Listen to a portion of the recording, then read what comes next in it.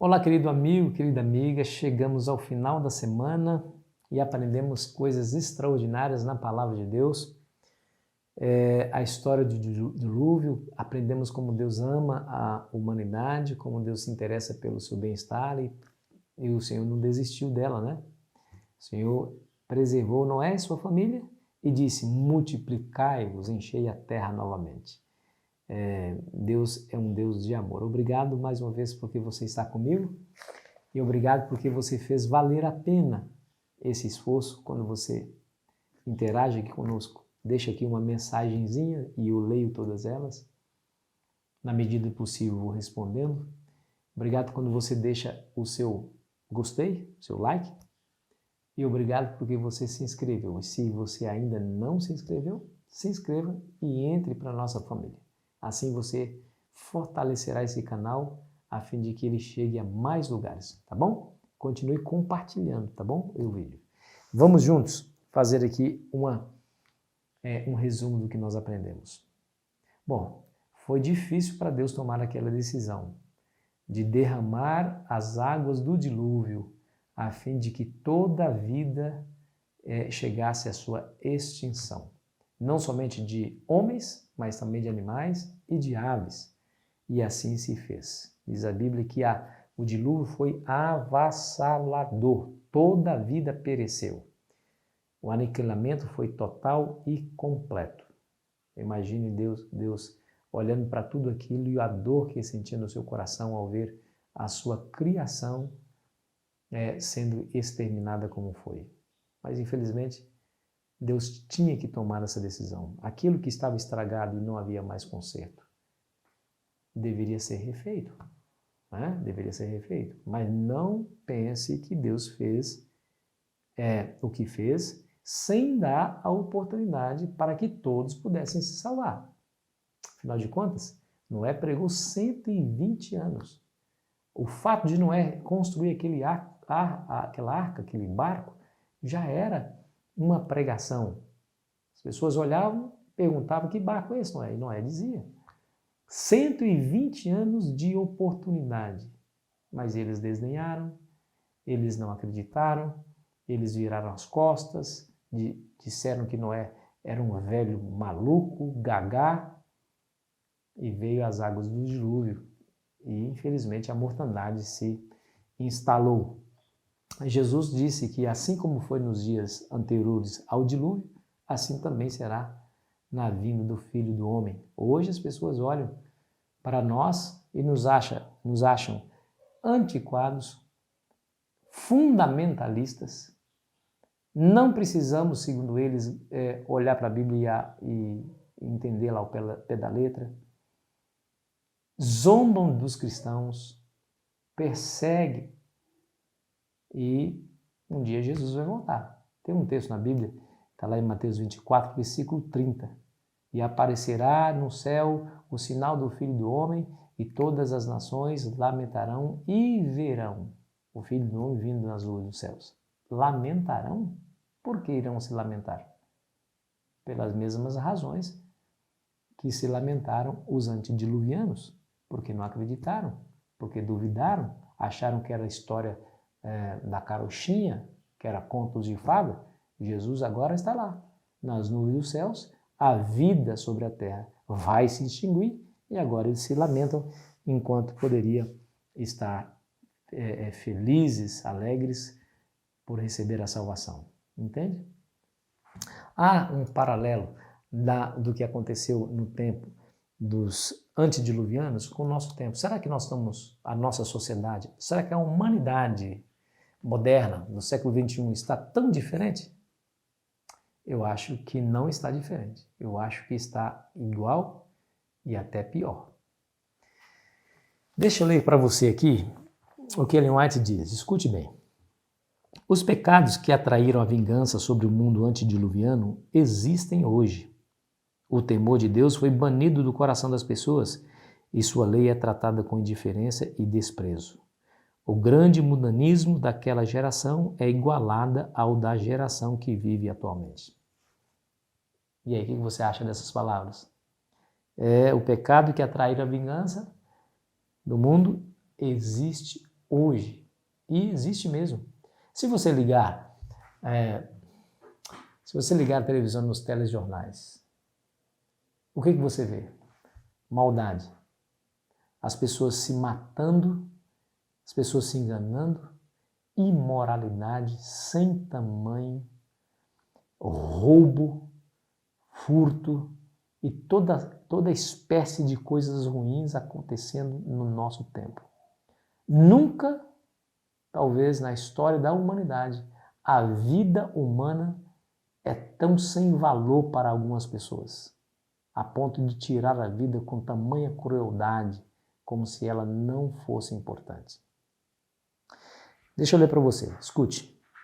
Deus não condenou os antediluvianos pelo fato de comerem e beberem. Seu pecado consistia em tornar esses dons sem gratidão para com o doador e se degenerarem, condescendendo com apetite sem restrição. Não era errado se casar. O matrimônio estava dentro da ordem determinada por Deus. Foi uma das primeiras instituições que ele estabeleceu. Deus deu instruções especiais sobre essa ordenança, revestindo-a de santidade e beleza. Contudo, essas instruções foram esquecidas e o casamento foi pervertido e utilizado apenas para satisfazer os desejos carnais. Algo semelhante existe hoje. Você se lembra das palavras de Cristo. Assim como os que viveram antes do dilúvio casavam-se e davam-se em casamento, comiam e bebiam. Então, aqui esse texto nos explica que comer e beber, ou casar ou dar-se em casamento não há problema. O problema é você usar esses dons que Deus lhe deu de maneira perversa. Né? Imagina, as pessoas estão aí se embriagando, bebendo, comendo coisa que não presta, atraindo para si variados problemas de saúde. Né? E isso é um ato irresponsável para com o cuidado do corpo. Né? Quer ver uma outra coisa? Casamento. Né? Você vê, não falta exemplo aí na mídia de pessoas, de homens e mulheres ricas que se casam somente para satisfazer aí, a sua posição social, o seu status social. Não é? Depois termina o casamento como se nada tivesse acontecido. Não é? Enfim, tem vários exemplos na mídia aí. Né? Diz aí o pensamento popular de que casamento de artista não dura muito. E é verdade, não dura mesmo. Né? Muito bem. Deixa eu ler mais um texto para você.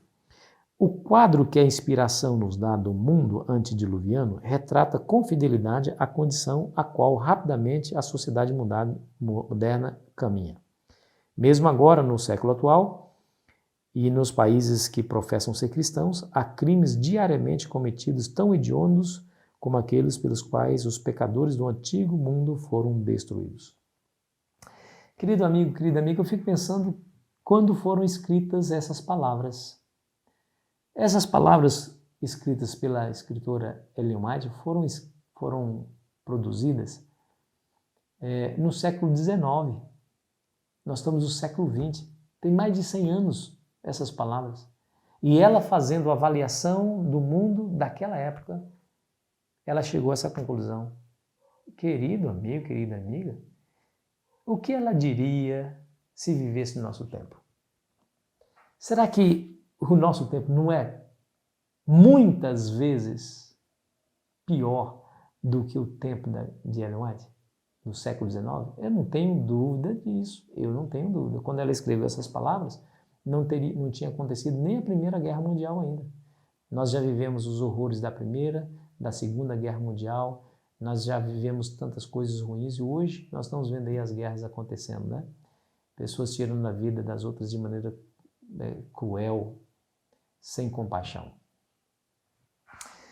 Querido amigo, querida amiga, a mensagem é: Jesus está voltando. Todas as coisas apontam para o retorno do nosso Mestre.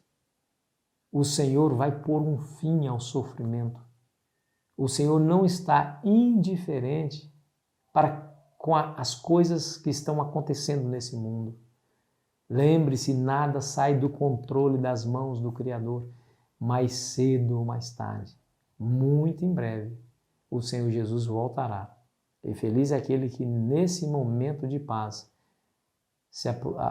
aproveita esse momento de paz para conhecer o Criador, para ter íntima amizade com Ele, para se relacionar com Ele, porque no tempo de crise aí não adianta mais. Lembre-se dos antediluvianos, quando começou a cair a chuva, eles foram bater a porta da arca, mas lembre-se que foi o anjo quem fechou a arca, não havia condições de Noé abri-la por dentro. Eles bateram na arca, eles pediram, por favor, Noé, nos perdoe, mas nos deixe entrar, salva a nossa vida. Assim também será na vinda do Filho do Homem. Jesus contou aquela parábola das 10 virgens, 5 eram prudentes, 5 eram loucas. As loucas não levaram consigo azeite, reserva para a sua lâmpada, enquanto as prudentes reservaram um pouco de azeite. Tardou o noivo, todas dormiram. Meia-noite ouve a voz, eis o noivo, saía ao seu encontro. Todas acordaram, porém as lâmpadas das loucas se apagaram, mas as das prudentes que tinham azeite continuaram acesas. Elas correram para as prudentes e pediram, me dê um pouquinho do seu azeite. E elas disseram, não seja o caso de faltar a nós e a vós. Ide antes aos que vendem e comprai-o para vós.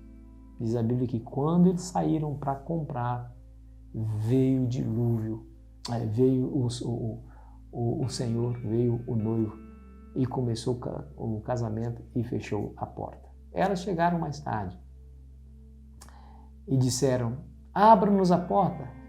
Mas só que estava tudo escuro, elas não tinham lâmpada, não tinham luz. O Senhor não as reconheceu. E aí o Senhor Jesus termina essa parábola dizendo, vigiai e orai, porque não sabeis nem o dia e nem a hora. Feliz é aquele que permanece hoje preparado. Vamos orar? Pai querido, nos ajude, Senhor, a estar preparado hoje, a viver intensamente um relacionamento íntimo contigo nesse tempo de paz, porque chegará um momento em que o mundo será abalado ainda mais, mas o dia da volta de Cristo se aproxima e quando Ele voltar nós queremos receber a coroa da vida eterna, queremos ouvir dos seus lábios, vinde bendito do meu Pai e herdai por herança o reino que vos está preparado desde a fundação do mundo. Nos ajude, Senhor, em nome de Cristo Jesus. Amém. Querido amigo, querida amiga, foi muito bom estar com você. Semana que vem começaremos uma nova jornada de estudos com nova temática e eu fico aqui esperando você ansiosamente. Todas as nações e Babel. Vamos avançar um pouquinho mais na história da humanidade contada no livro de Gênesis. Deus abençoe você, aproveite bem o seu final de semana.